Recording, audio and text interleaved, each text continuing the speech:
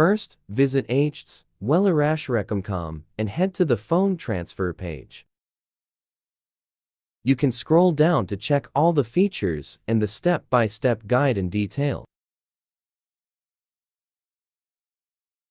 After that, click the Back to Top button. Click the Try for Free option to download it on your computer.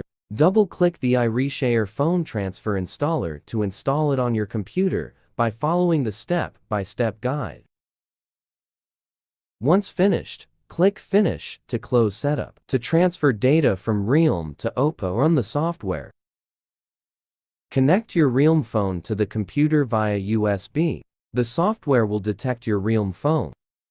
If prompted, please click OK or Allow on your phone to make sure the connection is established. After successfully connecting, link your OPPO phone to the same computer via USB.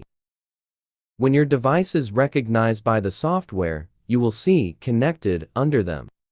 Tick off the data types you want to transfer, then click the Start Copy button. Data including contacts, call logs, text messages, photos, music, documents, videos, and apps can be transferred from your realme phone to your OPPO phone. It will take some time, please be patient.